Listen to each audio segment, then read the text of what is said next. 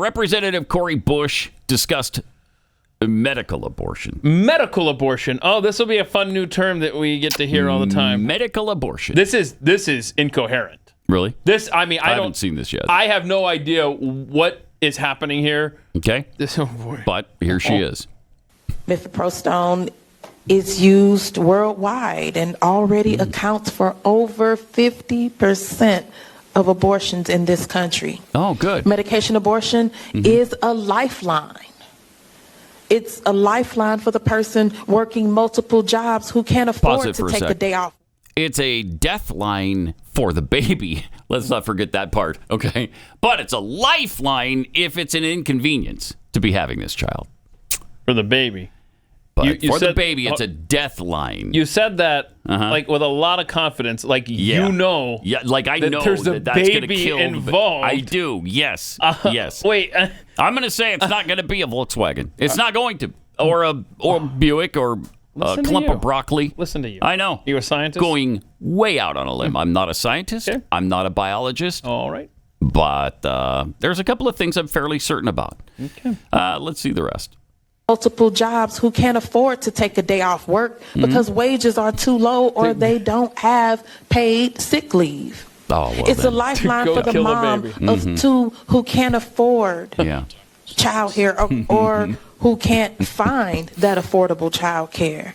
It's a lifeline for the person who lives hundreds of miles away from the nearest clinic and does not have reliable transportation. Right, it's a lifeline for the trans folks who face transphobia and bigotry because of anti-LGBT plus laws and outrageous bans of gender-affirming care. Gender-affirming care stuff. These aren't hypothetical. No, they're not. These are real stories. Real stories from that real happen, people. Really happen all the time. Yeah, well, you listening right now can be grateful that we gave you 1 minute of the 4 minutes of incoherency. Wow. Cori Bush. Just to show you how insensitive our board operator, Lance, is.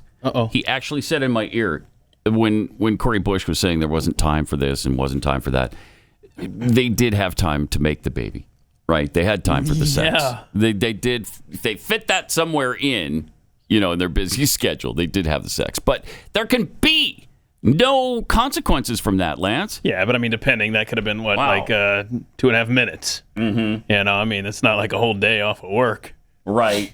And besides, you don't want them punished. I've got two daughters, with 9 years old and 6 years old. Right. I'm going to teach them, first of all, about values and morals. There you go. But if they make a mistake, right. I don't want them punished with a baby. Right, with a baby. I don't want them punished with a baby. How do these... Okay. And all right.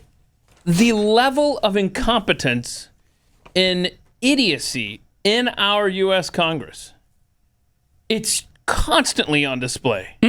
Well, just every day. Elon Omar, just today alone, Elon Omar with her tweet. Cori Bush talking about abortion and gender-affirming care. I mean... We could have gone for the trifecta. I'm sure there's a John Fetterman clip out there that's fresh. Oh, geez, wouldn't that be great? It never ends. Well, if there's not a fresh one, okay. What do you got? Tell me, has he said something silly in the past? He has. John Fetterman. It's rare, but no, I would just really like to the 95, 95. How do you argue with that? I don't really just 95, 95. No, you got a point. I don't know what it is, but you have a point. I have a point that John, that's really good. Yeah. Thank you. And I have a point that they're idiots running this government. Oh, my. And they're idiots throughout this government. Oh, my. We were just talking during the break about, for 10 years now, emails with typos have been sent that was supposed to go to U.S. military email addresses. And because they didn't type it properly, like it was, they typed instead of .ml instead of .mil, something like that. And they would end up in a server that was associated with the nation of Mali. Well, a good guy had owned that domain for the last 10 years. And for almost that entire time, he had been trying to get, I think he's in Finland, and he had been trying to work channels through the Finnish government to get to the U.S. For a decade, this guy was like, hey, I'm getting some really sensitive stuff here about military bases and what's going on in the U.S. military. You need to tell our ally what's happening here. Well, now this guy is losing that domain, and it's gonna end up in the hands of Mali, who is friendly with the Russian government. I mean, we are the most asinine nation. How do we even exist? It's one thing after another with this government. Mm-hmm. Mm-hmm. Oh, gosh, I can't. Mm-hmm. Yeah. But then we've got people, who have a lot of common sense, like this Presbyterian pastor. Oh, okay. Who says killing babies in abortions is a blessing, an act of love. Pastor. A Presbyterian pastor. Awesome. There she is. Lovely. Heaven help us. Literally.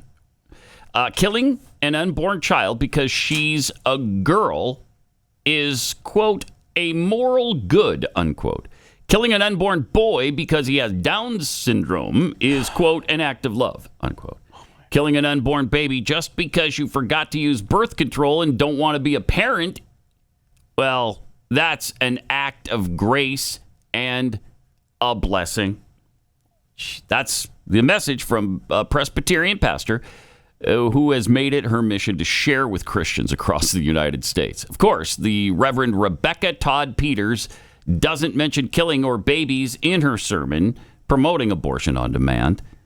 According to Religion News Service, Peters gave a sermon July 9th at the Community Church of Chapel Hill in North Carolina, explaining why she believes Christians should support abortions for any reason without any restriction. Ooh.